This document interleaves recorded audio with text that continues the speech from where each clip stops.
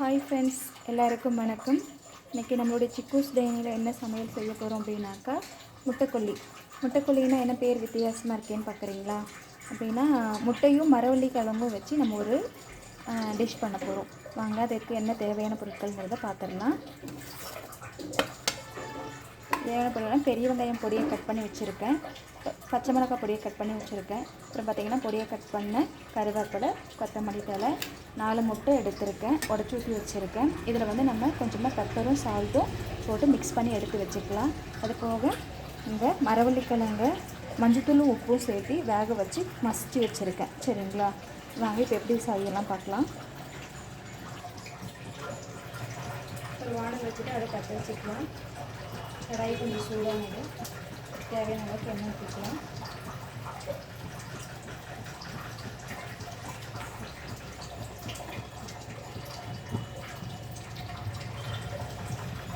எண்ணெய் கொஞ்சம் சூடானதும் அதில் தேவையான அளவுக்கு கொஞ்சம் ஜீரகம் போட்டுக்கலாம்.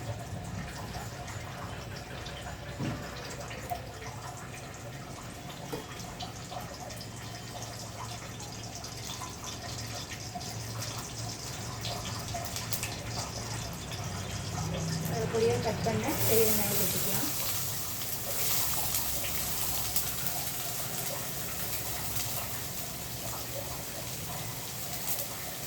கூடவே கொஞ்சம் பச்சை மிளகு, கருவேப்பிலை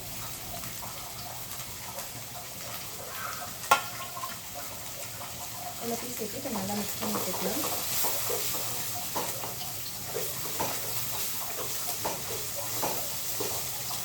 கொஞ்ச நேரம் நல்லா வதங்கட்டும். வெங்காயம் கொஞ்சம் நல்லா வதங்கிருச்சு. அதில் நம்ம இந்த வெங்காயத்துக்கு தேவையான அளவு மட்டும் சால்ட் போட்டுக்கலாம். ஏன்னா நம்ம மரவள்ளிக்காயிலையும் உப்பு போட்டு வேக வச்சுருக்கோம்.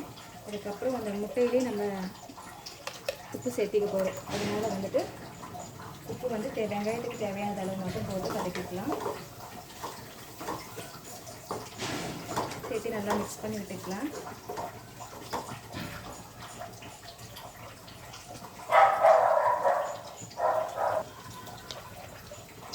கொஞ்சம் மஞ்சத்தூள் சேர்த்துக்கலாம்.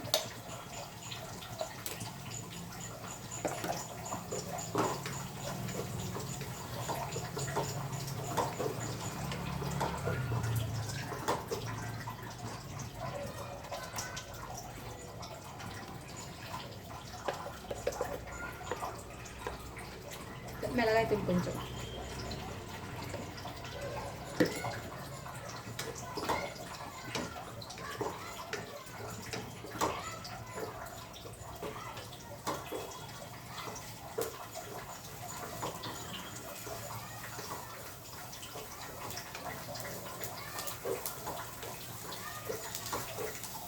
இது கொஞ்சம் நல்லா வதங்கட்டும். மிளகாத்தூளுடைய பச்சை வாசம் போகட்டும். ஒரு பச்சை வாசனை போனதுமே நம்ம என்ன சேர்த்த போகிறோம் அப்படின்னாக்கா, நம்ம வேக வச்சுருக்க மரவள்ளிக்கிழங்கு இதை வந்து இதில் மிக்ஸ் பண்ண போகிறோம்.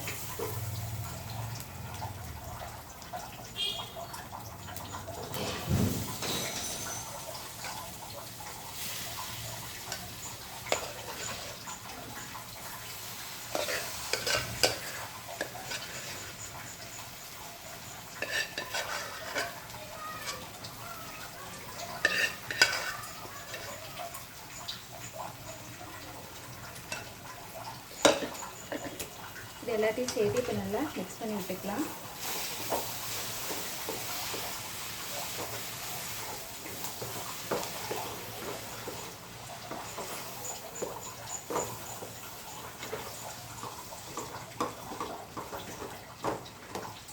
கொஞ்சம் நேரம் கிழங்குல எல்லாத்துலேயும் காரம் பிடிக்கட்டும். அது வரைக்கும் கொஞ்சம் நேரம் கிளறி விட்டுட்டே இருக்கலாம், இல்லாட்டி அடி பிடிச்சிரும். இப்போ இந்த முட்டைக்கு தேவையான பெப்பரும், ஆல்ரெடி எல்லாத்தையும் நம்ம காரம் போட்டிருக்கோம், அதனால் இதுக்கு தேவையான பெப்பரும் சால்ட்டும் மட்டும் மிக்ஸ் போட்டுட்டு நல்லா மிக்ஸ் பண்ணி விட்டுக்கலாம்.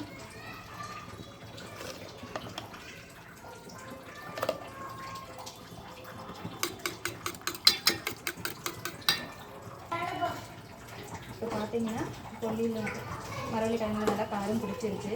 இப்போ இதில் நடுவில் மட்டும் நம்ம கொஞ்சம் சேர்த்திக்கிறோம்.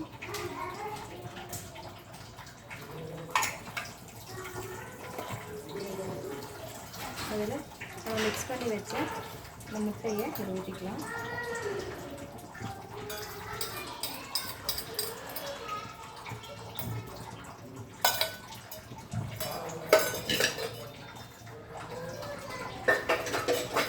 இப்போ எதுவும் பண்ண வேண்டாம்.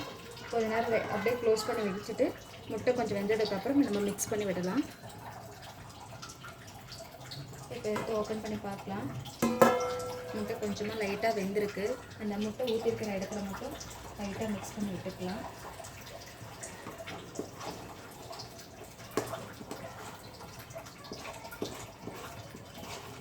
இது பார்த்தீங்கன்னா கொஞ்சம் சிம்மில் வச்சுட்டு சமைங்க, இல்லாட்டி அடி பிடிச்சிரும்.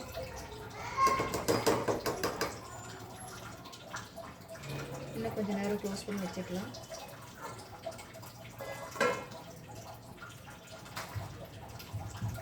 ஓப்பன் பண்ணி பார்க்கலாம்.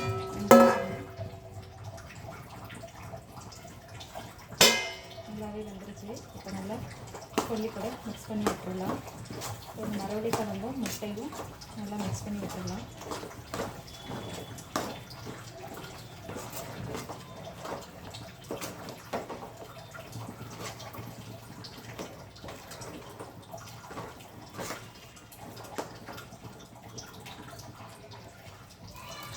அவ்வளோதான், நம்மளோட முட்டைக்கோழி ரெடி ஆகிடுச்சு.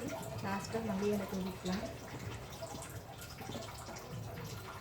நம்மளுடைய குழந்தைங்களுக்கு ஈவினிங் வரும்போது செஞ்சு கொடுக்கறதுக்கு ரொம்ப ஹெல்த்தியாகவும் இருக்கும். அதே சமயம் நல்ல பொருள் கொடுத்த மாதிரி நமக்கும் நிம்மதியாகவும் இருக்கும். இதை ட்ரை பண்ணி பாருங்கள். இதை செஞ்சு சாப்பிட்டு பார்த்துட்டு எப்படி இருக்குன்னு கமெண்ட் பண்ணுங்கள். பிடிச்சிருந்தால் லைக் பண்ணுங்கள், ஷேர் பண்ணுங்கள், மறக்காமல் சப்ஸ்கிரைப் பண்ணுங்கள். தேங்க்யூ.